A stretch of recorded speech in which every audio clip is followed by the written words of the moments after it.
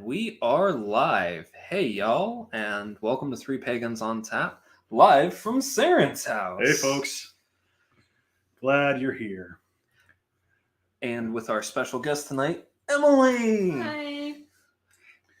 All right, so this episode is episode 27, Hearth and Ancestors. And I thought it was pretty appropriate to have it over here.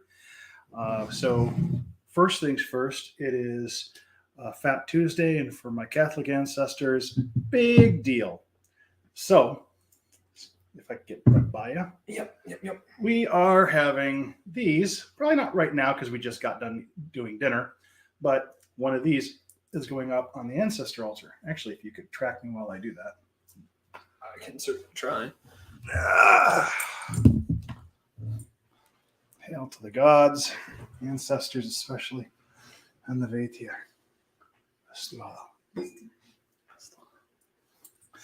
Real quick, this is our Hearth Altar, and this is where the gods are at.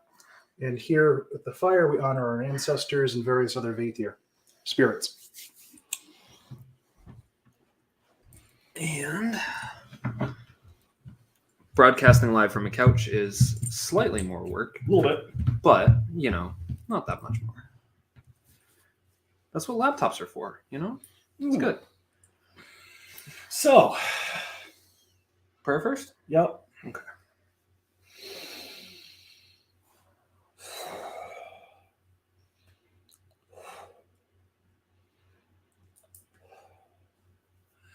Helfrig, goddess of the home and the hearth, keeper of the keys, keeper of secrets and wisdom, Holy One, we thank you. Thank you for the gathering around this,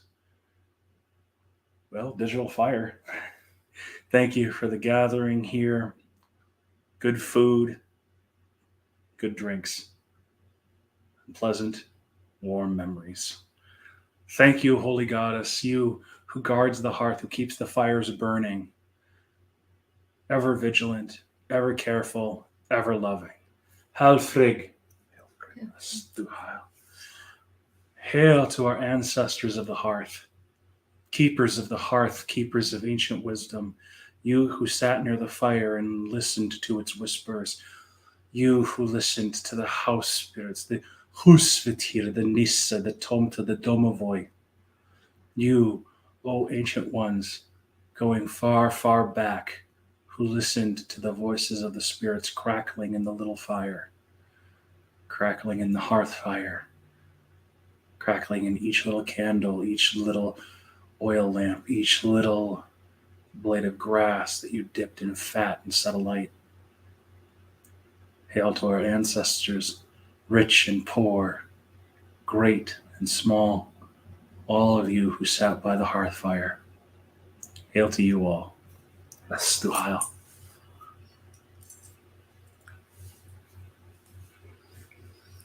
All right. Good. Would be even remiss. Hail to the hearth fire itself. Child of the eldest ancestor. Ever-burning flame, you who burns for us, whether electricity, gas, wood. You, O Holy One, who has blessed our countless ancestors and countless gods. You who has been the companion and the helpmeet of many gods, heroes, ancestors, and Vaitir. Hail to you, O Holy One. Hail to you, each of you holy ones, down through the ages who come to us again and again and again. Hail to the hearth fire. Astuhail. Okay, now we're good. Cool. On that note, so I actually shared this on the Discord of a little bit back. I forget when because I'm bad at time. The drink that I made for us tonight is the first one that's going in the book that actually has a name already. It's called Ancestral Hearth.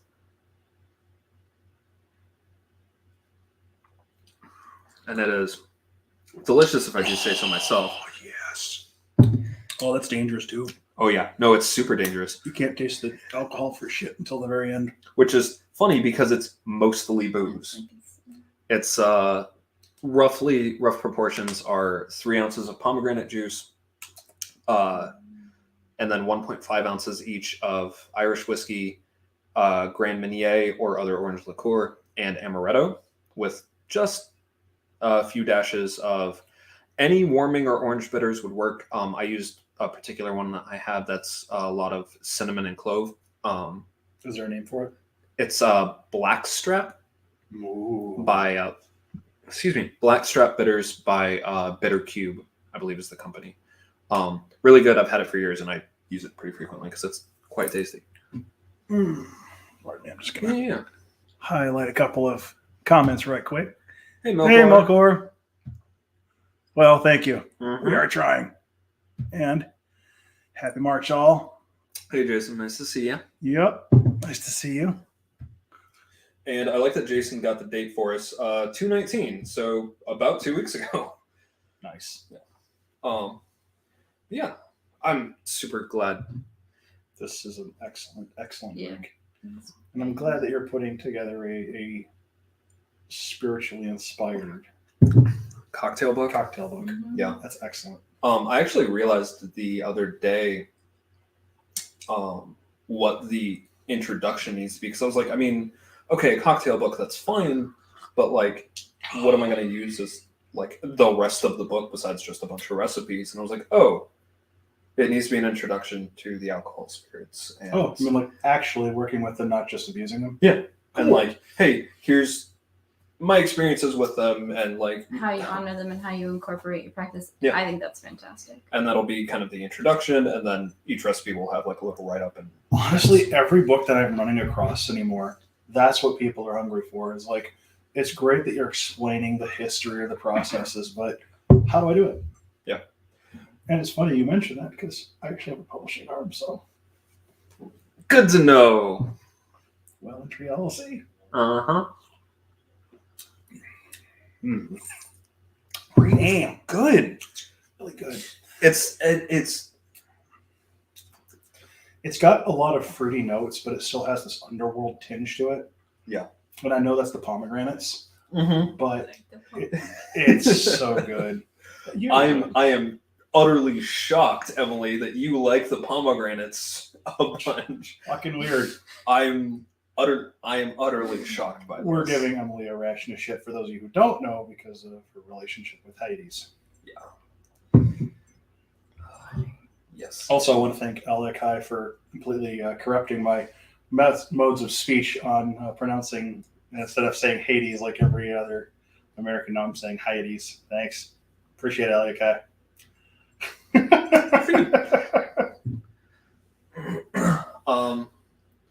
Yeah. So.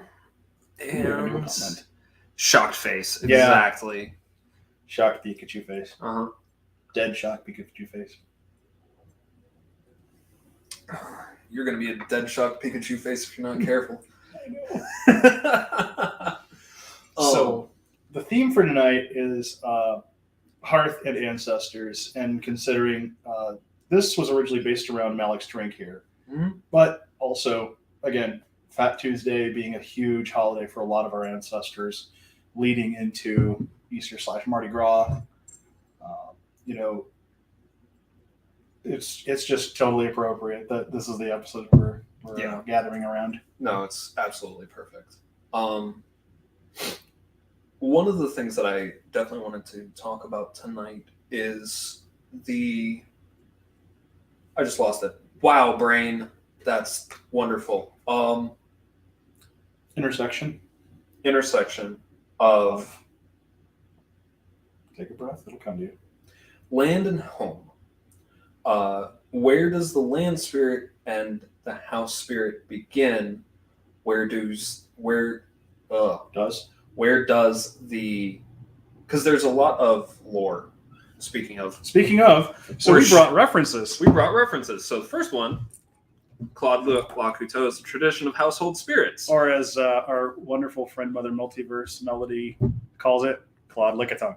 Well, I love her. Yeah. There's also Demons and Spirits of the Land, which is an exploration of ancestral lore and practices. These are kind of a trifecta of books that Lakuto wrote. I think Return of the Dead, we're actually presenting them in reverse order. Yeah. Because I think Return of the Dead was the first one he did, which is excellent. Yep. The thing that I like about Lakuto, and that is pointed out in the foreword of Tradition of Household Spirits, is that he is mining the depths of connection, and he's not just keeping it to one temporal place, because a lot of archaeologists and written lore enthusiasts and scholars do that, where it's like, okay, this is the only thing I'm considering. Lakuto looks at all these interconnections and goes, we're going to weave all these into a narrative that not only makes sense, but actually tells us different things about different spirits. Yeah. For instance, the connection between the Tomta, the Nissa, and the Domovoi. Yeah. I need to read the Household Spirits. I'm still working my way through the Wild Hunt book that he did and the Werewolf book that he just put out. I need to see that. When I'm done with it, you can borrow it. Oh, you're awesome. Yeah. It's really good, but like all of Lakuto's books, the thing about Lakuto is he gives you an extensive footnote and bibliography, yes, while also without letting any of that get in the way, which drives me crazy about a lot of modern academic texts. Yeah. He actually tells the story and then says, here's all the references. Yeah. It is worth noting, if you're going to go pick up the books on our recommendation, which I highly recommend, but if you are going to pick up the books on our recommendation, it's worth noting he's writing in French and it's getting translated to English, and that's pretty apparent in his writing, is that, no, this is a translation, so if that's going to bug you, keep it in mind. Yep. So that's just the thing. Can't be helped. It's okay, Melkor. I was reminded by a Satanist that Ash Wednesday's tomorrow. Yeah. Oh, that's in reference to a previous comment that I missed. I'm a head post-Catholic. I forgot it was Fat Tuesday. I mean, we live in Michigan. You can't avoid the Punchkis until they go out Fat Tuesday and they don't come back. You didn't actually say that what you put up there was a Punchki. So the non-Michigan, or not everybody in the United States is familiar with Punchkis. Yeah. So I wasn't until basically this year. Oh. Yeah. Well, probably should explain that then. Yeah, so since you know what Punchkis are, something about them. So Punchkis are a way of essentially cleaning out your larder. They have a couple different variations, and they range from sweet to savory. But depending on your home culture, they're called different things. Punchkis are specifically, the way that I've understood it, they're specifically sweet, and they're basically donuts. But the way that they were used previous, especially before modern industrialization, was it was a way of cleaning out your larders for before Lent. Yep. So you could get rid of the sugar and the lard and such. And Punchkis themselves, I believe, are Polish specific. Yeah. Yep. And in Poland, I think they eat them the Thursday before Lent, whereas in the United States, for Polish Americans, it's the Tuesday before Lent. Yeah. Which would be today. See, she knows what I mean, that's not surprising. Yeah, you're welcome. But land spirits and house spirits. So there's a whole history of house spirits following family lines, right? You see this with brownies in the British Isles. I think that's specifically Scottish. Or it might be Scottish and Irish. I'm not 100% sure. For that, I would actually point you at Veristock and Nicole, but that's Nicole is Living Roots Creations on Etsy, and I believe her website's up now, and Facebook. Yes, Living Roots Creations. She's phenomenal. So you see this with brownies. You see this with the Domovoi. In fact, if I'm recalling correctly, Domovoi being Russian or Slavic in general, but Russian pretty specifically, I think. Which, I mean, that's a whole fucking thing. Yeah, the problem with a lot of Russo-oriented sources is they tend to put primacy on Russia, as opposed to this is Slavic for Eastern Slavic, Western Slavic, Baltic, da-da-da-da-da. Yeah. It's a lot. That's a whole fucking complicated tangle. Excellent WordPress post I should post on the Discord. Yeah. Oh, yeah, the one that Snow leaked. Yep. Snow also is a WordPress that folks should follow. Absolutely. We're going to end up posting a bunch of the shit in the Show notes. Discord, show notes and Discord, yeah. But in my understanding, at least, of Domovoy is that not only are they house spirits, but they are house gods and sometimes even progenitors of the family line. They're considered the please do. They're considered the divine ancestor. At least that was my understanding. This is far from my area of expertise. So you've got that, right? You've got these house spirits that are known to follow family lines and everything like that. And then you've got the spirit, because, I mean, animism, everything's alive, right? The spirit of the house itself, and the spirit of the land beneath the house.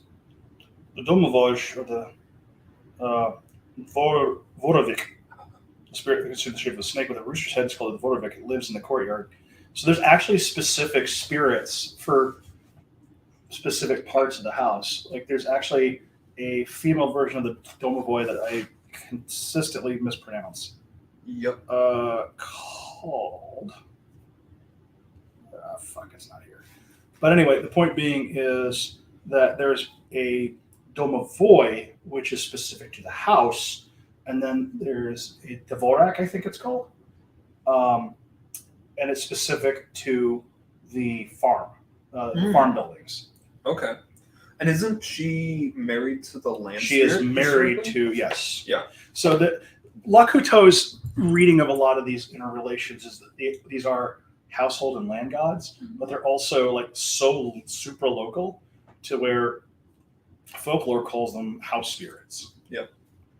Which, I mean, the line between spirit and god is shaky at best. Yeah. This is actually where I wanted to kind of pick your brain, because you are much more read up, especially on comedic stuff, than I am. When it comes to ancestors and spirits of the house, are there strict roles for gods? Or are there strict roles, like these are what the, what's the word for them? Starts with an A. The Aku? Thank you. I haven't been read up in a while. There are certain gods, such as Tauret and Bes, that were honored in a lot of households. Like Tauret is a hippo goddess and big protector of like mothers and children and such, and Bes is a big household god, like protector of the household and the happiness of the home and that kind of thing. Mm-hmm. The Aku, or the ancestors, were also honored. But those, like, there were a few gods that were not necessarily in the temples as much, but were in the households as like gods. Okay. That were the domain of the households. Interesting. So kind of like the Penates of the Romans, the household gods. Oh, yeah, that makes sense. I'm not familiar with that. So you might have Zeus Oikos, I think it is. Oh, okay. And That's Or the- Zeus, balls. I used to know the Yeah. name for him. But Zeus of the household. Zeus, yes. There was even, Zeus even has a title that literally means of the pantry or of the cupboard. Yes. Yeah. Just can't remember what the And yes, Bes, and like his Bes was very much honored within the home. So but not necessarily like within the temple as much, and Tauret within the home and probably within birthing houses. I think both of them are probably. okay, that makes total sense. So this actually gets to the point that I was making with regards to the Domovoi and the Dvorak, is that they have different roles depending on what you're talking about. Mhm. Yeah. So the Domovoi being specifically, like, I think it lives in the house itself near the fire. Yeah. Whereas I really hope it's the Dvorak. I'm going to kick myself otherwise. But the female counterpart lives in the barn or The farm buildings. the farm buildings, like the The hayloft and all outbuildings, that. Yeah. And I would say, like, as far as like, comedic stuff, like Bes and Tauret were not any lesser Netjiru or gods and goddesses than like Isis and Osiris. It was just their domain was the home, and so that's where they were honored, as opposed to in the temple. That's a really excellent point, and I really want to repeat that because I really want to make that point. Right. No, but really. drink and repeat. Beth and Taweret were not lesser deities or Netjiru than Aset and Wasir or Isis and Osiris. They were just honored in the home because that was their domain, and not necessarily honored in the temple where other Netjiru or other deities were. Right. And we see that actually in multiple cultures, right? Because like I believe it's Anglo-Saxon, the Koth god is the house god. Yep, house gods. Which is the house spirit, what we today would probably call a house spirit, but they were considered gods. As far as we can tell, which we can't tell a lot, they were considered the first god you went to before basically anyone, unless you had a particular relationship with another god. And given it's Anglo-Saxon, this is also probably pretty true of Nordic sources as well, because they share a lot of common ground. Yeah. Melkor said they get the Celtic treatment, but more inland with regards to Slavic sources. Yeah. Basically. Everything's Irish, right? Yeah. Everything's Celtic. Yep. It's Celtic. It's your house. I can't throw you through the window. And as far as like comedic stuff, I suppose like the non-deity spirits and like non-ancestors would be just called Netjiri. So if you were just talking about like a household spirit similar to a brownie or something, it would be a Netjiri. Oh, that's confusing. A little As bit. opposed to Netjiru. Oh, okay. Netjiru are the deities and Netjiri are the spirits. The spirits, yeah. See, and that's funny because like, what's the difference between a god and a fae? And Aku are the ancestors. Yep. And it's really interesting within the various. I use the word tradition because it's easier for my brain to wrap around, right? With like Cometicism, Slavic, heathen. Like when we get right down to it, there's no. I'm sorry. Go ahead. Okay. There's no such thing as pantheons. Yeah. Like I will. That's a hill I will die on. And I was gonna say like Cometicism is 3,000 years. So depending on the time period and depending on the gnome, the place in ancient Egypt. That's for those that are in the computer. What's a gnome? And it's not a little spirit. Ancient Egypt was it broken up into districts called gnomes, just like is it Palace in Greece? What were they called? Oh, oikos. Oikos. Okay. Yeah. So it's depending on where you are in both space and time, things are different. Wild. Who knew? And then we're taking these words out of place and time and we're trying to apply them nowadays. Yeah. So, like, is New York an oikos? I don't know. You could argue that actually the 5 boroughs, each unto themselves, is an oikos. I would argue. Yeah, I would too. Yeah. Speaking of somebody that's never been to New York City and is a Michigander his whole life, this is probably more akin to like, is Hamtramck Detroit? No. Therefore, it's its own oikos, gnome, domus. Well, actually, domus is a personal domicile, but you get the point. Yeah. Shire or fiefdom. Shire, fiefdom, yep. In a more Anglo-Saxon style. Mm-hmm. And even so this has actually been a fun revelation recently in Pack Magic is figuring out, and it seems I actually kicked myself a few times when this made sense, but when we kind of realized that house spirits are den spirits in Pack Magic, and I was like, well, of course they are. Of course. Why wouldn't it? But it didn't click until it clicked, and then it was like, duh. Oh, this is where that ties in. But it ties in. And it's really interesting to me that genuinely it seems, and of course it makes sense, right? Right. You're going to worship where you live because that's where you spend most of your time, right? Right. But every tradition, it seems, has at least some spirit of the home who is important to daily life. Right. You got to be nice to your neighbors. Well, and there's also the ancestors of the land, which are not necessarily the same as land spirits, though sometimes I think they can combine if there's been enough time. But like the ancestors of the peoples that lived on the land beforehand. Yes. Which is a major deal for those of us in the United States living on stolen land. Yep. And the peoples that lived around here switched depending on century and trade, but they were almost exclusively Algonquin speakers. So you had Potawatomi, Ojibwe especially, and also a bit of Iroquois. Yeah, I was going to say Huron. Excuse me. Yeah, I was going to say I believe that we are specifically on Ojibwe land. It switched between Ojibwe and Potawatomi depending on the century. Okay. I need to do more research. Turns out, I do. I mean, the thing is, like with Michigan, saying it belonged to anybody is a misnomer. It is. And that's the thing about a lot of these tribes. Belong is a really Western settler term, right? Mm-hmm. They were people of the land, and they moved. There were parts of Michigan that were not settled until relatively modern times because the mosquitoes were too damn thick. Yep. Which makes sense. Because it's a fucking swamp. Yeah, it turns out. A lot of thoughts, but somebody else talk. It's gonna take me a second. Then. Go ahead. Okay. When you first got the house, there were some ancestors of the land that needed to cross over. They were not First Nations people. No.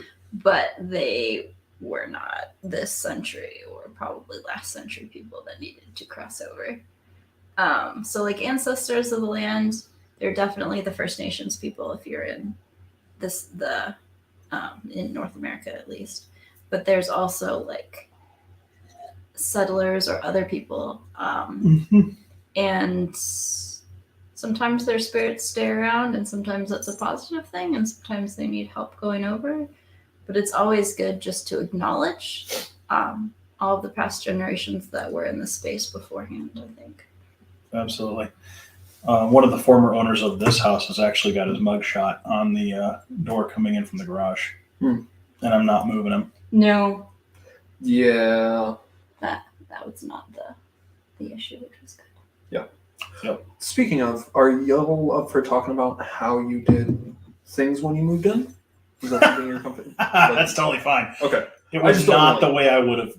It's not the way I would have liked to have done it, because my immediate thought was get in, cleanse the space immediately. It didn't happen. We caught COVID, and everything got delayed by 2-3 weeks. I did a miniature cleansing before you guys were able to move in, just because there were certain spirits that needed to get the fuck on. Move along. And when we did the house cleansing itself, because you can talk about your process. I don't even know if I remember my process, but there were a few spirits that they were not First Nations and they were not attached to the house, but they were attached to the land, and they were people spirits. And one in particular needed to move across, and there were someone else that needed to go with them. And I feel like I probably used mugwort and asked for some help in helping them across. Which is the smart way to do it. Thankfully, I have enough psychopomps that I... Let's see, let me count them real quick. At least 3, if not 4 or 5. Let's see, off the top of my head, Hades, Anubis, Silence, Hell. I feel like I'm missing at least a couple. I'm thinking Bone Mother probably qualifies as that. Yes. Odin as well. Odin as well. So we're on to maybe 6. Freya and Jehudi. Freya is woefully underrepresented as a psychopomp in the sources we have. Oh, Hermes. I mean, close, but Hermes, Jehudi. All right, so we're at 9. 9 psychopomps. So yeah, I think you're good. I think you're all right. And that's an important thing to note too, is that you probably wouldn't go to the house spirit for that. You probably wouldn't go to the house god for that, except for maybe to get them to move their ass. And that's not psychopomp work. That's just, you can keep drinking, but you can't drink here. Yeah. Which is kind of how we did our house cleansing. We brought forth, it was kind of a house cleansing and blessing all in one, because you want to replace that energy as you evict the old. So I had a bowl of burning mugwort, which we blessed with a sacred flame. I lit it with flint and steel. My son was carrying the ice, and you were carrying the fire. Mm-hmm. And so we went to all 4 corners of each room, starting in the basement, and then just kind of spiraled our way up. And then finally, after we got every other house every other part of the house and got the garage, and we got the front door, and everything was like, okay, if you're not aligned with us, if you're not cool with us being here, this is your cue. Get the fuck out. And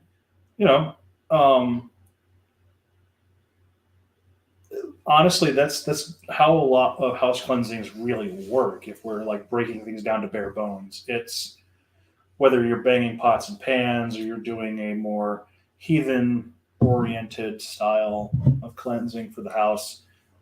A lot of it is like, okay, we're going to live here. We've already cleared it with the house Vitir and the house gods and the land Vitir. Anybody else who's got an issue, take it up with them, get the fuck on. Mm-hmm. Because like we wouldn't be here unless that we were wanted. Yeah. I did a similar thing when we moved into our apartment, is when we're even just looking at the apartment, when we decided, okay, we like it here. Cool. We're going to pull over in the parking lot on our way out. How does everyone feel about us being here? And it was all glowing reviews from land and house spirits. We're like, cool, this is the place for us then. I mean, that's the thing when we first got turned on to this place. It was actually my folks who turned us on to this place, and we walked on the property, and the land immediately was like, okay. I love the lands.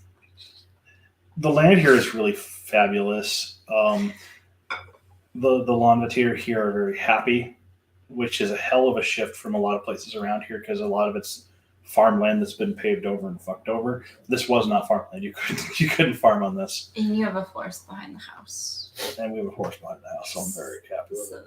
Like, yeah, there's that wildness that's been allowed to stay intact to a certain extent. Nice.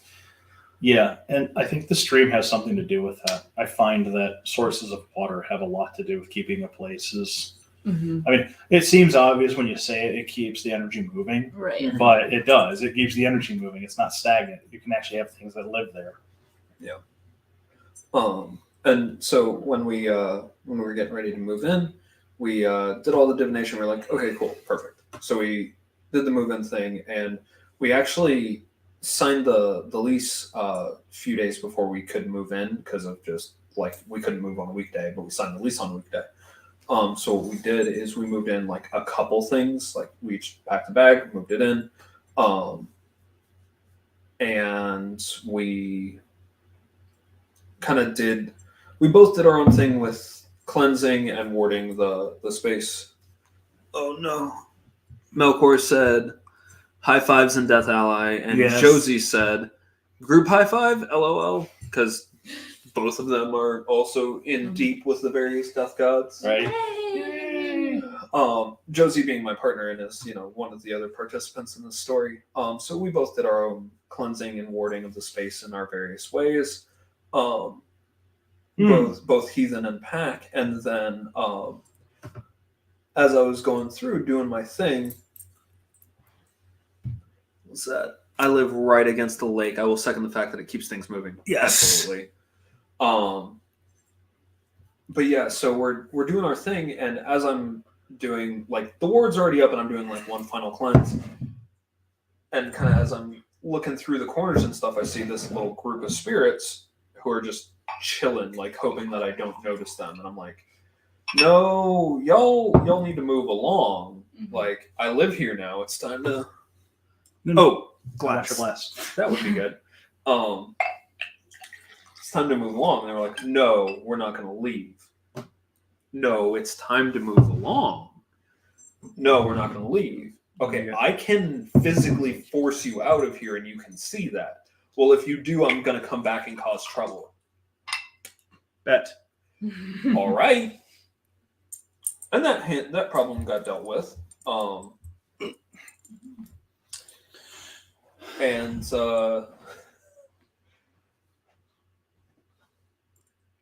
interesting, Sarenth is, for those not able to see, Sarenth is making offerings of the mead that he's pouring us all.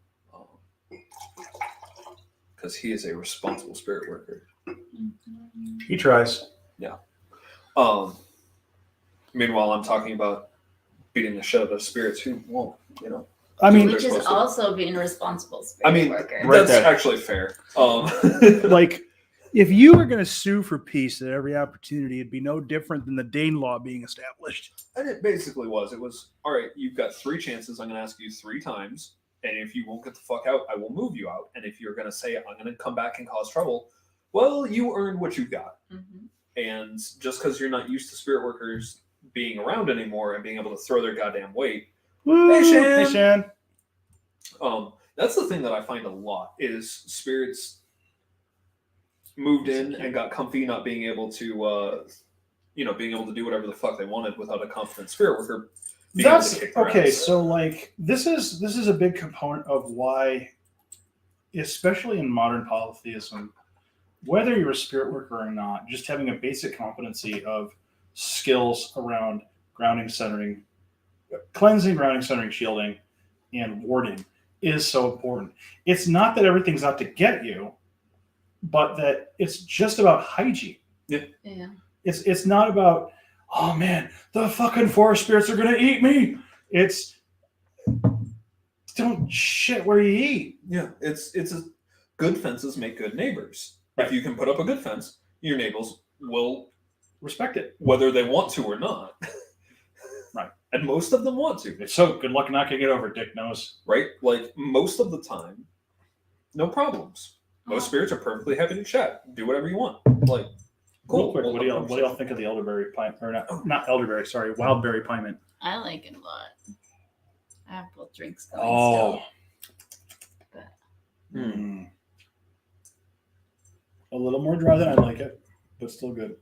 Yeah, it's a pretty major tongue shift from the very Very sweet, sweet. ancestral hearth to the wildberry piment. Ooh, good point. Thank Yep. you. Thank you. That's Mother Multiverse, by Yep. the way. Houses has work worked better with walls. Yeah. Yep. Well, and it's like, For those at home, wildberry piment by Bee Nectar. If I can work my camera, which I historically cannot, by Bee Nectar, Yeah. it's a good mead. When you shake it, you're letting it breathe. Please go ahead. I was just going to say, it's like when you live in a home, and I hate to compare spirits to insects necessarily or spiders, but there's some spiders you're like, you're cool because I like you in my home, so I'm going to commingle with you. But then you get a bunch of ants in your home, and you're like, no, thank you. Yep. It's just like keeping a good house. Well, honestly, it's kind of apropos because some of the and again, Lakuto talks about this in the tradition of household spirits. in Nordic and Germanic households, it was traditional to bury certain animals underneath the threshold so they would serve as guardian spirits. Snakes and cats being among them. Yep. The ones I'm familiar with: snakes, cats. I believe there's Dogs. some dogs and horses. Mhm. Yep. Yeah. Occasionally, people. In the more shocking and please don't do this versions, there would sometimes be people walled up in churches. Churches. Yep. Oh, thank you. I was just going to say that. Yeah, which is Same source, by the way. yep, because ancestors love them. Also, they did horrifying things. I have damn it. I have firmer boundaries with gods and spirits than I have with people because I have other ways of handling corporeal beings. So I feel that way, but flip it. Because I have firmer boundaries with people and spirits because I have more ways of dealing with them than I do with flesh and blood people. And that might have more to do with where I work. Yeah, That makes that's sense, fair. right. And Cat Black Hole, which hey, nice to see you. Hey, cat. There's symbiotic and then there's parasitic. Exactly. Yes. Like you want your house material. You want your Mhm. house spirits. You want your den spirits. You want them there. You don't want You some want a fucking- happy hearth fire. Exactly. You don't want some fucking parasite spirit who's just took up residence while the place was empty.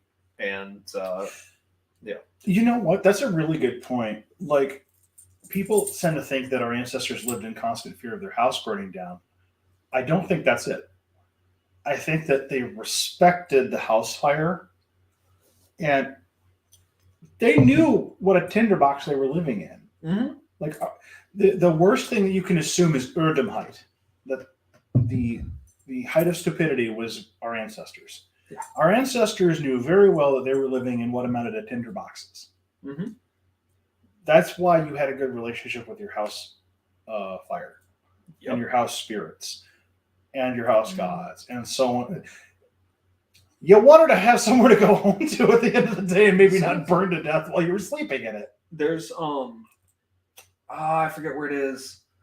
There's a person who I am friendly with on Skithblathnir who is doing reconstruction in, is it Polish? No, it's Prussian tradition, which is interesting because it's this like Slavic but to the right. And there's almost nothing about it because it's almost entirely stamped out by the Crusades. Right. Well, things we do know is one of the things was there were several words for fire. Different kinds of fire had different names. Right. And the house fire in particular was treated a very specific way.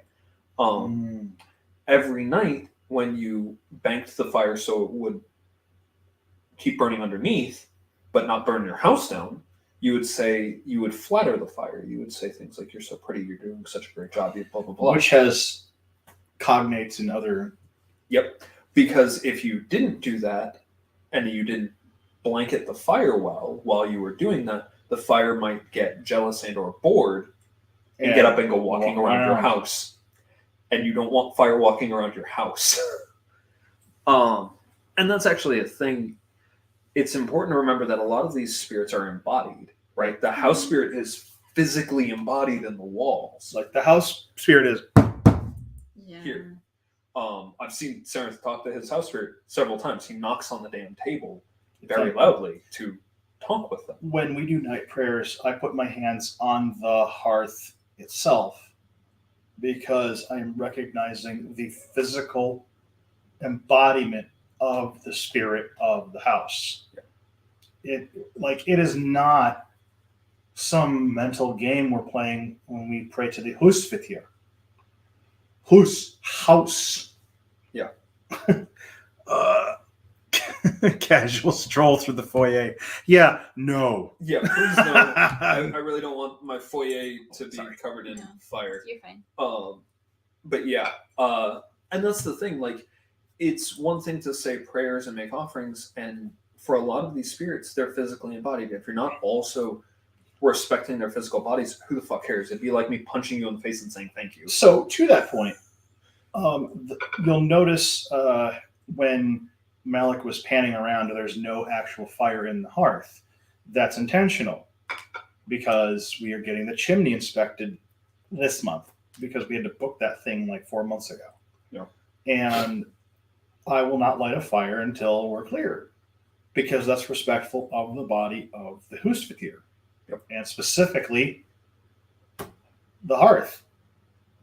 Because I don't know if we can actually burn logs in there or not. Because for some fucking reason, whoever lived here converted this damn thing into a gas fire, and it originally was for wood.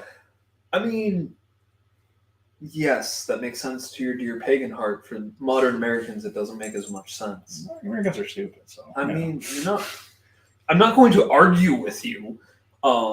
I live in modern America. But like this especially goes for like I love that your violent shaking is such a compliment. It's I don't know, there's something about a good drink that just makes me twitch. Yeah. But like, all right, how can we say we respect the land spirits while also, not doing what we can to help them? Like, Right. So Josie is saying our apartment / house spirit didn't even know what to do when we first started making offerings. Oh, excellent frigging point. I love Jay. yep. Here, my computer's throwing a fit. Hold on. Uh-oh. It's fine. It's just being there we go. I was trying to throw a pop-up notification at the same time. So our house spirit. So our apartment building was built in the late 70s, early 80s. It hadn't really experienced a lot of people making offerings, right? By then, obviously, animistic traditions had long died out. So as far as I can tell, we're the first people who acknowledged that he existed. Right.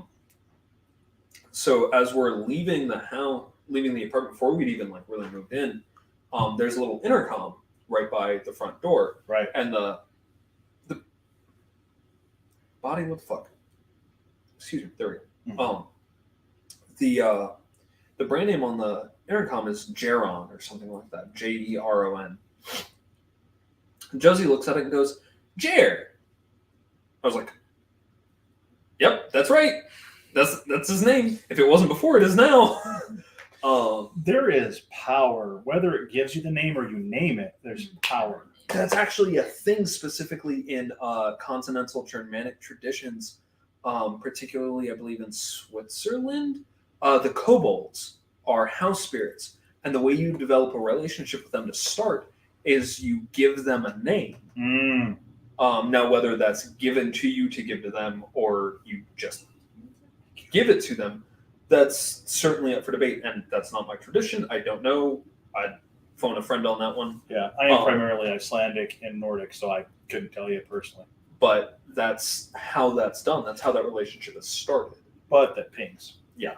And from then on, it was, I mean, communications are sometimes rough because he's not used to interacting with us. And, you know, we've only been there less than a year. It's a new relationship, but... Real quick. New curse. Tell enemies fires that they've hidden treats around that. Okay, this reminds me of, I believe it's a Greek way of cursing, where you would, I say the story all the fucking time because it's one of my favorites, where you would write on a tablet a bunch of shit talk about a river spirit, and then you would sign your enemy's name to the bottom, throw it in the river. Yeah. Like, they were the one talking shit about this river spirit to get them all riled up. So there's a similar rain charm where you take a bucket of water outside when you want rain, pour it out and go, hey, see, fucker, it's not so hard. One of my favorite versions of rain magic.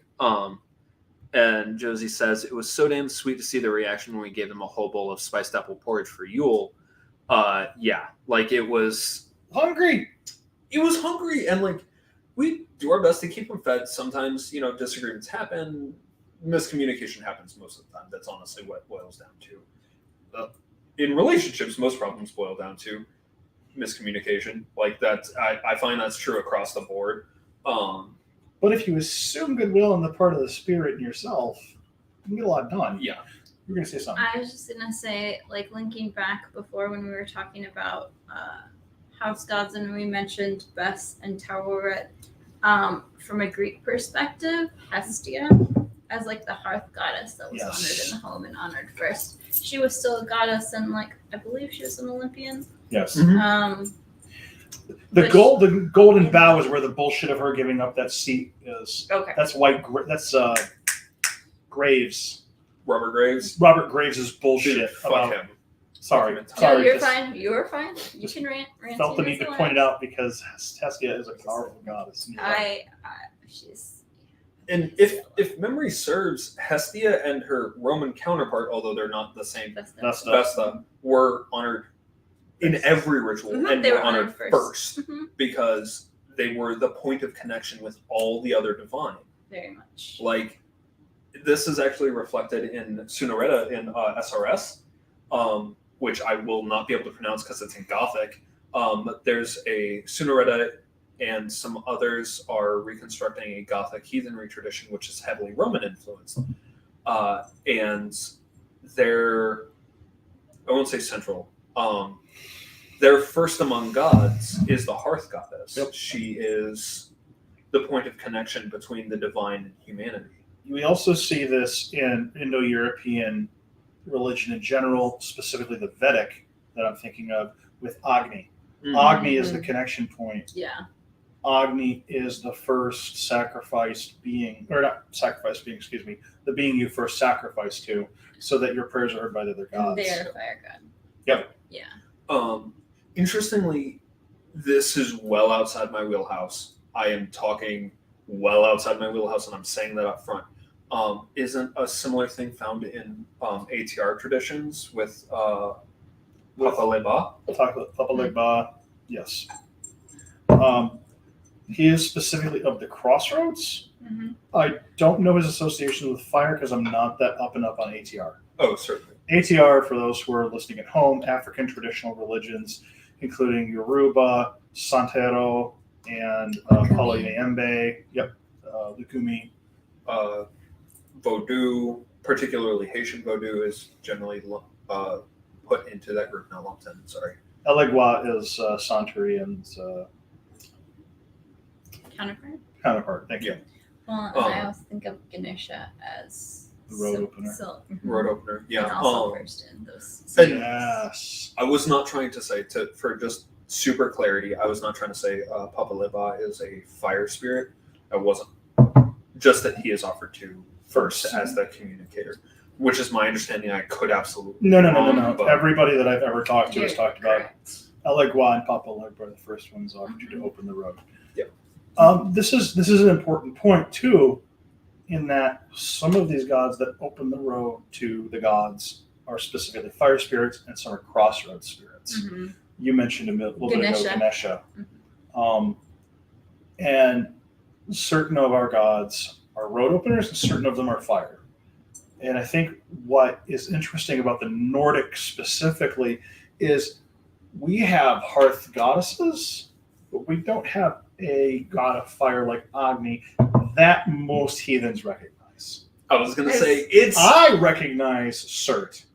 I recognize Loki and various. But sorry, No, go ahead. You're fine. You go ahead. I recognize the various fire gods within the heathen traditions, but I also recognize that my view may not be mainstream.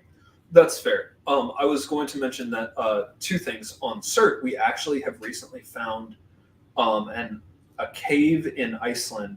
It's a volcanic cave that was clearly dedicated. It was a worship area for Surt. Ooh. Please Now, throw the link in Discord. if I can find it, I'd have to dig for the link. But it's definitely a thing. It's definitely available on Google. Mm-hmm. Now, whether it was, that's right. No, I got a different one. Okay, hold on. Now, yeah, as propitiate at minimum. Yeah. So that's an important point. Yeah, Like, whether the offering place was propitiatory, because Iceland is a volcanic island, right? It's a volcanic cave. Whether this was propitiatory or worship, if you can make a line between those. I was going to say, what the fuck is the line? It's hard to say, but whether or not it was propitiatory is hard to say, right? We can't say for sure. But we do have evidence of offerings made to him on Iceland, at least. They're so cute. It's disgusting. Yep. And there's, I will say, the evidence isn't 100%. Sure. But the line between going from Loki down through folklore to the Ashlad and other Lokatatur and other folklore figures of the hearth fire in Northern Germanic traditions is pretty clear, in my opinion. I agree. Like, it seems to me pretty obvious that while it did get muddled by time, one, it's likely that Loki was actually a title, not a name. Right. And that there were probably... Well, Utgard Loki versus the Loki, Exactly. as noted in the myths of Utgard Loki. Yep. The trial of Utgard Loki, and I forget where that one is from offhand. Yeah. But like that Loki was a title and given to various fire and hearth gods and spirits. That seems pretty clear to me. Certainly it is up for debate. But The thing we keep coming back to is it's not mainstream in heathenry, but to be perfectly blunt about it, mainstream heathenry just crawled out of using the hammer rite and the 9 noble virtues like 5 years ago, 10 years ago. I think it's closer to 5, but yeah. I was being generous. Mhm. Yeah. But I mean, like, heathenry does have to play a bit of catch up. And part of that issue, as far as our academic sources, is that there's a lot of really good work in academia overseas that I can't read Yep. because it's episode 13, is it? Episode 13 to your reserve. Yeah. that makes a difference because I don't generally care for episode 13, the standard tradition, but a 2-year reserve I haven't had. So B Nectar does episode 13, which is it's a barrel aged mead. I don't remember if it's bourbon barrels. Bourbon barrels, which are oak barrels. This one has been aged for 24 months. The standard version is generally, I think, just a few months. I'm not generally a huge fan of the original version, but we'll find out. Time muddles us all, doesn't it? Just though, it really does. And there is something to be said for these things changing over time, not just getting muddled over time, right? Like we're not going back to the one true faith. Like that's not a fucking thing. You can't anyway, because like besides time, what particular place are you talking about? Because Loki, as we understand him, them, her, put all the slashes in between that. Mm-hmm. Depending on location, I mean, put Loki aside, who is the king of the gods? It depends on where you're at and what time and place, because it's Thor, Odin, Tyr, Freyr. At least. And we're not even talking about, say when the Sami came over and brought their gods, and we decided to have a little bit of interplay, and now suddenly all their drums have these axe wielders on them. Yep. And then, there's also things like the once and future king Balder or Baldag, depending on if you're continental or more towards Norway. How he dies, he dies to. And, there's a clear thing in the myths of him replacing Odin after Ragnarok. And Ragnarok as cyclical or final, depending. Yeah. Right, depending on interpretation. I definitely go for cyclical. This is the thing. I don't do finalities. Everything is cyclical. It cycles all the way down. That's just how life is. I find a lot of comfort that we have a lot of similarity with our Hindu relatives, and I call them relatives because I think we're related, even if we are by time and space. Yep. With their Yuga system. I'm not super familiar. Can you explain? So, way outside my wheelhouse, fair warning. Yugas are ages, kind of like how people will say this is the age of Aquarius, right? Oh, okay, yeah. They are eons, they are epochs, except for Yugas last for literally, I think, 50,000 years or some shit like that. So they're mythic ages. They are mythic ages. We are currently living in what they call the Kali Yuga. Oh, that's I didn't fun. know that, but that is fun. I've heard of like ages. I didn't realize they were referred to as yugas. Yes. But I did not realize we're in the Kali Yuga. And that's pretty awesome. It is. So I have no interaction with Kali, but I have vast respect for her, as one should. But yeah. Indeed. El Skinner says, Hearth Cultists must change if you don't have a traditional hearth. A practice that cannot adapt will inevitably break. Excellent point. Yep. Excellent point. So before we moved here, our Hearth Cultists consisted of a couple of different altars, whereas this hearth is all in one now. And we're probably going to put some tables together so that we can actually bring all of our house gods together. Go ahead. Oh, I was just gonna say I don't think those tables will fit on here, but The ones downstairs? yeah. No. but I think you can get other ones that will fit. But oh damn it, brain. So they have changed dramatically from when we moved from the old house to the new, and when we were in an apartment. I mean, where's the hearth in an apartment? Right. Well, At best, unless the it's stove, the but stove. that's hard to. You It's can't put an everything altar on in the the stove most of the kitchen. time. Yeah. right. You can put one near, and I know a lot of people will have like a small altar in their kitchen for like Right. a hearth. But I mean, in regards to like your apartment, there's clearly a damn hearth. Right. You have a fireplace. You Because I've actually got a have a fireplace. fireplace. Yeah. But a lot of them don't. No. I've lived in a most bunch of don't. apartments that didn't, and in most of those cases, my altars were in my bedroom. Yep. Because again, Yeah. it's got to adapt, and to be completely frank, the gods understand. And if they didn't, Mhm. It'd be shit out of luck. yeah, we'd be shut out of luck. Like we wouldn't be able to practice, and that would be suck for all of us, them and us. Yeah. Someone small in the background, so I was excited about the Kali Yuga. Yeah, that would be my berserker daughter. I'm sorry, my Ulfhethan daughter, who can be heard howling on occasion. Like you do. You can on the stove, says Cat Blackwell, but it's removable. This is true. Yeah, This is true. remove- And I think this is also a thing in modern Hindu homes, especially ones that I saw in oh gods, what is that Netflix series by Michael Pollan? Salt, Fat, Heat. I'm not familiar. No, It's a- What? Poland is cooked. Cooked. Thank you. Cooked, where it goes through the elemental system. That was my wife. Thank you. Welcome. Apartment kitchen spaces at a premium. This is also true. Yeah, Oh, like I should have clicked that. you're fine. Yeah, apartment kitchen spaces at a premium. It says Josie. Yeah, and that's the thing. You do the best you can with what you have because it's what you have. And that's a really big thing about heathenry, about any of our religious paths. I mean, Cometicism, it modifies to where and when we are, because we don't really have a choice of when we're living. Yeah.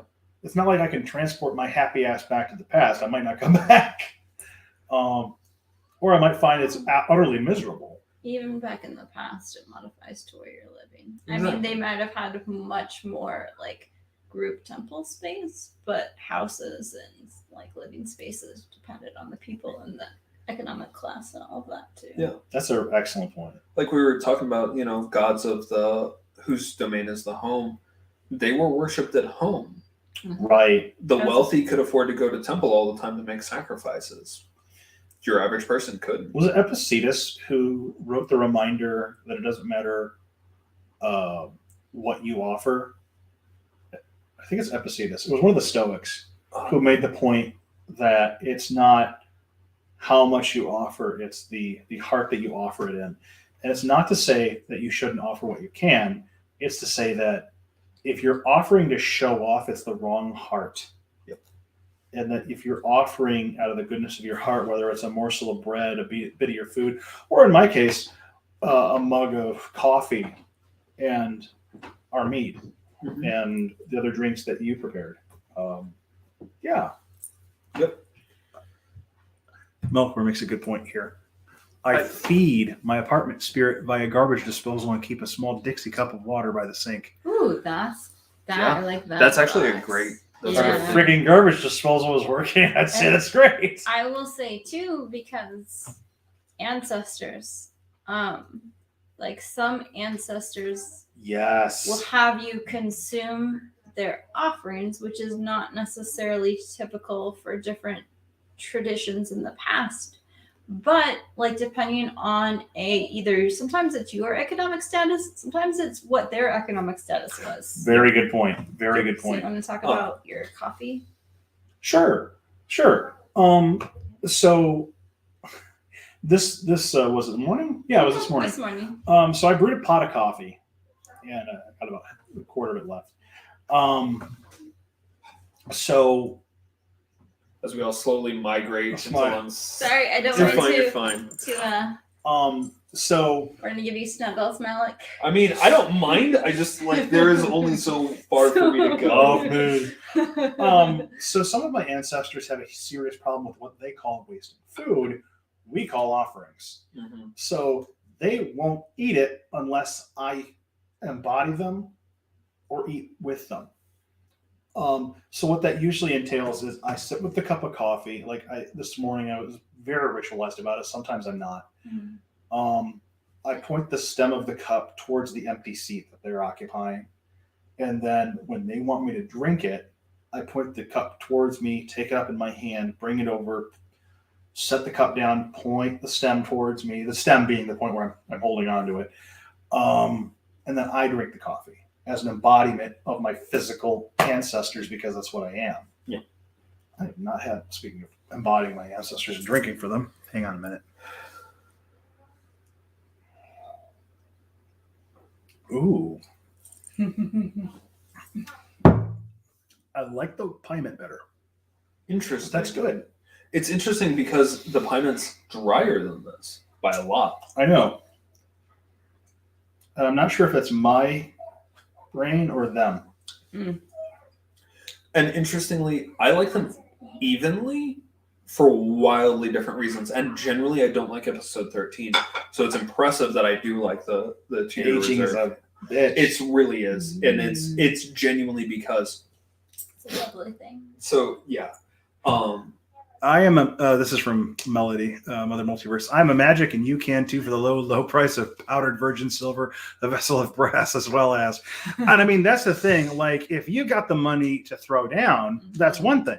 sure. But most of us just flat don't, and that's not a bad thing. Yeah. I mean, well, I think it's safe to say I'm middle, if not upper middle. Well, probably middle. Middle class, yeah. So I'm middle class at this point, and I used to be low.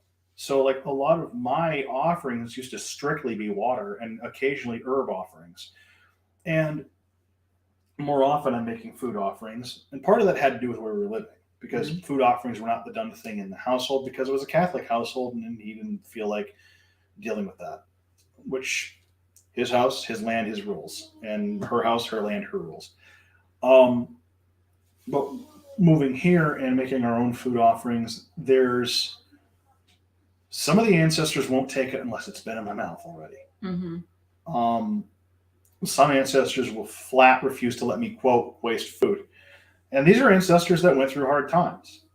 And these are ancestors that saw such privation that to put food away that you hadn't, to put food on the ground that you had not yourself consumed is insult. So for them, I eat food, and for other ancestors, I do as we did with the coffee and the meat and such, and put it on the various altars. I find that the older ancestors don't have this hang up except for in a couple of places. But I find especially, I find this through line with ancestors from the Great Depression. That makes sense. Mm-hmm. See, and on my end, I don't, because of my relationship with my family, which is I don't speak to my parents, and that's intentional. Like, I've blocked them on every media available, and they don't have my phone number or my address. Although, and they tried. But that's beside the point. But this is also a thing that's in ancestral houses. It is. It absolutely is. And like, I can't know my ancestors from any farther back than the spirits that reach out to me. Right. Because to do so would be dangerous for me. Right. Right. To find that genealogy. Right. Like, I can do ancestry.com or anything, although Again, that would. as a biologist, that data is shaky. And Right. I will straight up say that. Right. But like, to try and do my genealogy work, I would have to talk to them, and that's dangerous for me. Mhm. So I'm not going to do it. So all I can do is, hey, if you're here, I appreciate you. Here's this. If you've got objections, you can contact me. But it's all spirit work stuff, and that's a shakier ground than doing genealogy work. Yes That is and no. shakier, but you can have other people Oh, absolutely. corroborate. And absolutely, that's the thing. And like, I have named ancestors that I name. Mhm. There's absolutely no way that I could chase that genealogy because they're from way back when, back before genealogy would be able to trace. I've had ancestors reach out and have it corroborated by multiple people, and I don't even have that part still in my DNA. I'm sorry, I'm it right was in your from like face. thousands of years back. Mm-hmm. But like multiple different people unprompted were like, these are blood ancestors reaching out for you. Yeah. So yeah. Mother Multiverse says, I've had similar need to at least taste it before the offering was accepted. Yep. So one thing I do know from Vodun is that Oshun requires you to taste honey before you offer it. Huh. Because in one of her stories, I think it's Odu, but those are roads. Anyway, in one of her stories, she was poisoned via honey. Yeah. And so honey is one of the things that is deeply associated with her, but you must offer it to her first. You have to by taste it. You have to tasting taste it first. Yeah. To make sure it's not poison. No, that makes Exactly. sense. Well, in Kemeticism, when you offer to deities, you offer it and then it's traditional to revert it and you eat it after you've offered it. Yeah. Although when you offer to the ancestors or to the Aku in Kemeticism, it's not necessarily traditional to eat it. Mhm. But again, it's like it depends on your ancestors. Does it function similar to prasad in Hinduism, where it is blessed food from the netru or netjuru? Their consumption of the food before you eat it blesses it. So when you intake it or revert it, it is like blessed food that you're intaking because So they have already partook of it. So it's yeah. absolutely in the same line as prasad. That's interesting. There's also kind of a, with the not generally consuming offerings from ancestors, that's similar, which is not surprising because of the interplay between Kemet and Greece, to the Grecian and eventually Roman, though I'm not sure if it started with Roman, was adopted or not, but I know for sure it was in Greece, of Orianic versus Chthonic deities, Yeah. where you could offer to Orianic deities in the house, but Chthonic deities, it was always outside. Always outside and pour And into the you hole in the never- ground. Yeah. Never did the two Yeah. meet. Like that was very taboo. Generally speaking, it was black animals, and you buried that fucker. You didn't touch it. Mhm. Yep. Well, or if you pour like wine into a hole in the ground. I don't know if that was a thing too, but I believe Yeah, so. that's That it. sounds Those right. are- it is definitely been interesting to try to navigate. Blood offerings were also a thing. It's also attested to in the Odyssey, because in the Odyssey he specifically offers to his ancestors by pouring blood into a hole in the ground. That's interesting. Words are hard after drinking, lol. Thanks, Words are Stan. super hard. Shan, I love you. Aw. I can't do a heart Love because I'm you. drunk, but I love you. Yep. Words are And- hard before. Words are hard before drinking too. Yeah, no kidding. ADHD is a bitch. And just tongues are stupid. Mm. But I mean, We've been going for an hour and 12. so we're going to wrap up soon. Yeah. But I want to talk a little bit about Hearth, Yes. because we talked a lot about ancestors, but not anywhere near enough about Hearth. I think that Hearth is easier to ignore or miss simply because most of us don't have hearths. It was actually one of the things that I had on my need to have in the house if we're going to buy it. Yeah. And I think that one of the beautiful things from the longship.net, shout out to Gunny, one of the things that I love about the longship.net and a lot of other heathens in the modern period is how accessible Hearth Cultists is. Mhm. And Hearth Cultists, basically is, these are the household gods. Pantheons aren't a thing. And one of the things that I've been really enjoying about watching Gunny's work as she's talked about it is worshiping different gods in a heathen context from outside of what are considered heathen cultures. Yep.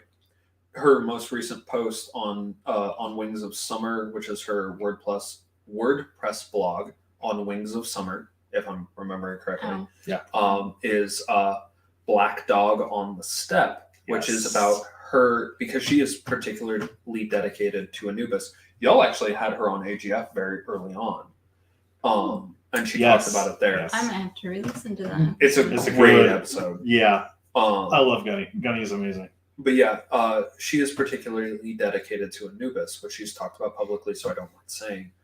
But Anubis is a particularly Kemetic god, and for most of her practice, she's had them separated. Right. She's done Kemetic cultists separate from all of her Germanic cultists Mhm.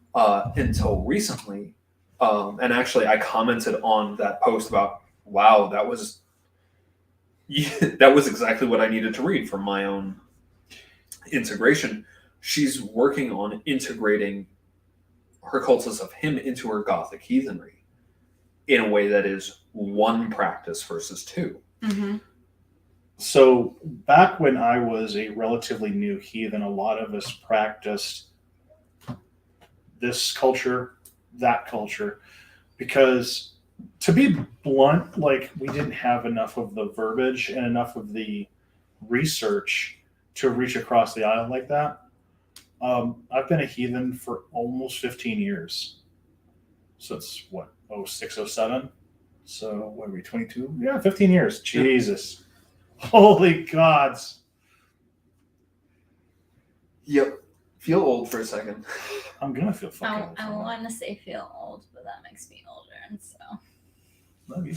And to be fair, like there are those for whom the in particular the way that Gunny used to talk about it does not anymore. And this is a very recent, like this was in the last week or so. That this blog post came out, but her reasoning was perfectly valid, which is the impetus behind Kemetic ritual is different than behind heathen ritual. Right. It very much is. That doesn't mean that you can't worship Kemetic gods in a heathen fashion if they agree to it and it works for you. But for her, for a long time, it didn't work. But I mean, like she said, the focus of Kemetic ritual is very different. Can you talk to that a little bit? I don't know. I consider myself multi-tread partly because I, like on the Kemetic side, I belong to a larger organization, Kemetic Orthodoxy.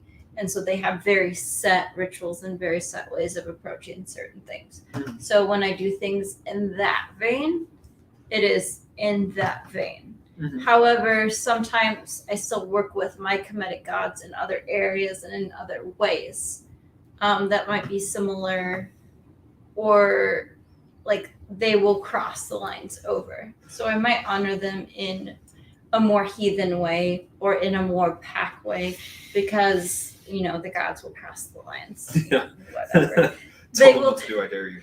Yeah, exactly. Nah. I appreciate ritual, Mhm. so I like having lots of different kinds of ritual that I can do. It does not mean that I am limited to just honoring my Kemetic gods in the Kemetic way, but I appreciate that I have that way. Can you put that back up? Age, Cat Blackwell says, age is a number, time is relative, none of it matters. Yes and no. I mean, yes and no. Yes and no. Within tends reason, to like happen age of eventually. Well, legalities. fuck all that. I'm talking just being a heathen for this amount of time. One of the things that I'm very happy for is that I've been able to see a number of trends come and go. Thanks. One of which I'm happy to say is, Yeah, it is. did I offer from this yet? No, I did not. That's theirs. You better. One of the things that I'm very happy that has stopped being a thing is that we hive off our gods from one another. I've been doing this for quite a long time, but I recognize, again, I am not mainstream heathen, and I am not the forerunner of modern heathenry. But I've been blending a lot of my gods into a singular set of prayers, like night prayers and meal prayers, for quite a while. And this has been pretty huge for our family, not just in terms of like a connective thing, but learning the gods and not separating them because they're all part of one hearth. Mm-hmm. Cat Blackwell says, it's a joke. It is, and I recognize that, but also you bring up an important point. Yeah, very important point. Where like practices change and grow over time, and time is relative, but time is relative. Like, No, it's true. Because what was common for the average heathen to do back when I was at year one of my 15 years thus far is very different from where we're at now. Now we're at a point where people are actually not only mixing pantheons in a very concerted way, but Gunny is finding Gothic heathen verbiage, ritual framework specifically for this. Yeah. We didn't have that 15 years ago. Mm-hmm. Yep.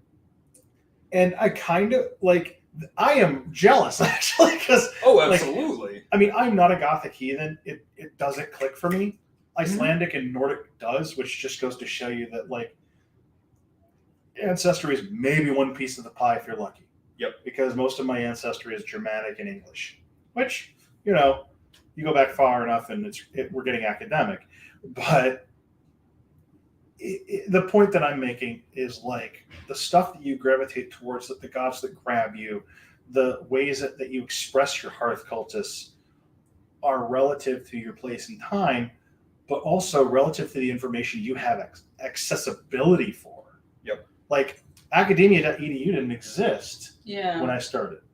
Well, and also there's the added factor of where in place and time are you reaching for a lot of your reconstruction?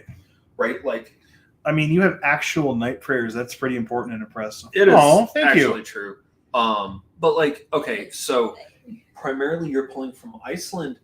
Recently, a lot of my practice, my heathen practice, which is kind of a misnomer, but that's a slightly separate discussion. A lot of my practice is pulling from Kiev. Interesting. And in particular, early Kiev, when it was first Kiev is now, which is true.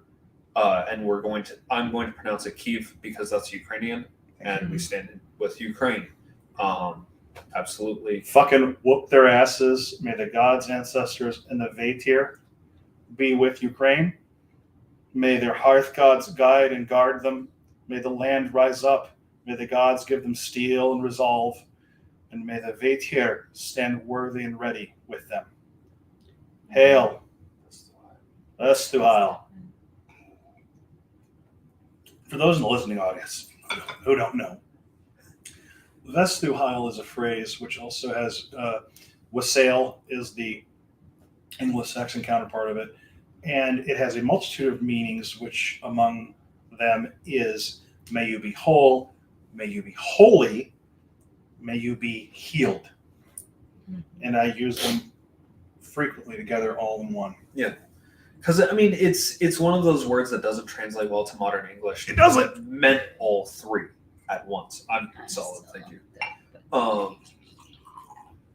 That aside, a lot of my heathen practice draws from early Kiev when the Rus first got there and frankly colonized it, because that's what it was. Because most of my practice is Nordic, but with shading from continental, and then also as it started to mix with Slavic, that's where a lot of my heathen practice is, at least at the moment. That will change with time. Sure. Flat out it will. Because I started out primarily Norse and then drifted roughly towards Anglo-Saxon, and now I'm drifting this way. And there's a large amount of Tangrist influence because I just can't keep it out. I mean, if I'm being honest, Tengrism made its inroads in my practice with Sarangarel's publication of her two books, Riding Wind Horses, and especially Called by the Spirits. Chosen by the Spirits, excuse me. Which highly recommend, though I will say they are not 101 books. They're not. They're absolutely, I would say 301. I wouldn't even say 201. Those are 301 books. Yeah, Sarangarel did not write those, from what I understand, with the idea of public consumption. Like, she wrote them for a publishing arm of a public company, but the information contained within them requires background. Yeah, to be frank, like, just straight up, there are certain things that she recommends in there that she does with caveats, but that are dangerous, including ritual possession. Yep. Which are working with Chotgor. Yes. Chotgor are spirits of disease. Yeah. And like, she was, I should say. No, you were right the first time. Correct. You're right. A Mongolian shaman, initiated in the tradition and everything like that, writing from, as well as having ancestry from the area. It should be noted. It should be noted. Yeah, she Mongolian by birth. Yep. Writing in her own tradition. It is not my tradition, though I am heavily influenced by her work. So with regards to Hearth Cultists, this is where stuff gets kind of gummy. We don't have living shamanic traditions as such, like they do. Yeah. We have spirit workers that are modern, which essentially form a similar function without being appropriative of the term. I call them Veterverker, and that is a specifically Icelandic neologism. Yeah. We really need a term for pack magic. Like, it's there, but I don't know what it is yet. It's all right. Yeah. So, but this is the thing about, like, well, with pack magic, with Hearth Cultists, with pack work in general, finding the verbiage is sometimes half the battle because the verbiage contains the relationship. Yeah. It's something that is very clearly noted in Ojibwe, where your relationship to different spirits, to the Earth Mother itself, is literally embodied in the language. The words you're speaking speak to your relationship that you have with the world around you. I also find this with Old Norse. Yeah. Carl, Jarl, Thrall even speak to very specific cuts of life. And of course, you have the Rigsthula, which backs it up.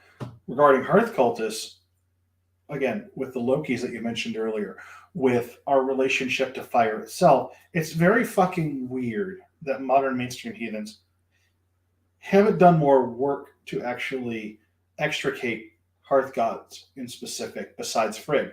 Mm-hmm.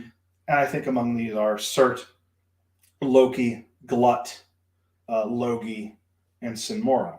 Sinmora. Just to name a few. Freya, Angerbotha, yep. Sorry, those are just the ones that close to my heart. That's Right. fine.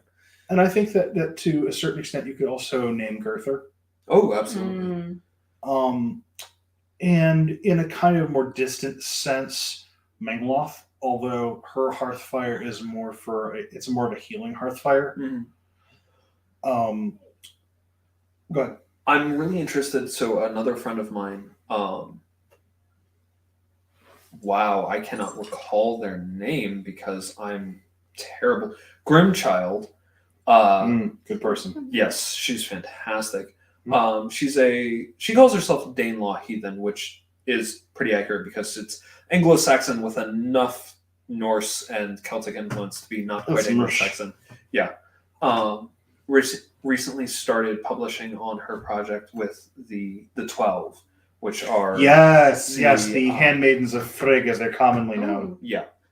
She's working in an Anglo-Saxon framework, so they're the Anglo-Saxon counterparts, as she would call them. Mm-hmm. Although, if I am recalling correctly, They're not handmaidens in this. well, one, they're not handmaidens; they're more of a council. Yep. Mm-hmm. She's in private conversations with her. She's compared them to like a board Are of these directors. Are these ones that you can share? Yes. Okay.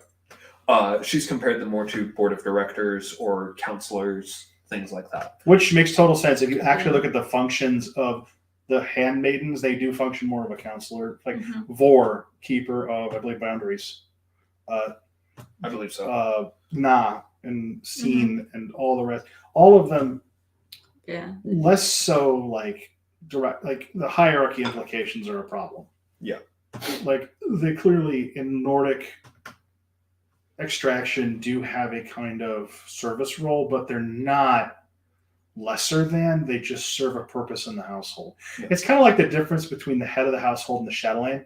Yeah. Or, I'm sorry. I was just going to say, I think part of that is because they're female. And there's that overlay of female support roles must be Lesser than. handmaidens. Yeah. Yes. And that's one thing I did want to say in particular, especially since you mentioned the Rigismal, is some of the things that we're trying to bring forward, we're not trying to bring forward whole cloth. Like, yes. we are not in any circumstances. And Bringing back Halram. yeah, thraldom can die in the past. And to be perfectly blunt, most of that shit from the Rigsthula, as far as the caste system, can go die in a fire. Yeah. Like, even if it was divinely ordained, cool. I'll fight you. I don't care. Go die in the fire. Yeah, caste systems can die in a fire. Okay, we are approaching an hour and a half. So We're going to wrap up. Mm-hmm. So, all this is to say, develop your ancestral hearth systems, develop your ancestral houses, bring your own hearth systems forward, because there's no such thing as a pantheon, and the gods that called you are the gods that called to you, regardless of your blood ancestry. Absolutely. We reject racism, we reject xenophobia, we reject transphobia, homophobia, any other form of bigotry that I'm forgetting. Genetic essentialism. That too. Biological essentialism, gender essentialism, etc. Anyway, we reject all that shit. Don't be a dick. Don't be a dick. We stand with Ukraine, protect trans kids, and offer to your gods, ancestors, and Vatir. Yeah. And be thankful for the life you have and make it better for the next generation. Also, specifically, I want to say Black Lives Matter and Land Back, because that's important for who I am and where I live. So Let's do how. let's do Ohio. And we will see y'all who are coming in the after party. Love you and See you in the next one. be well.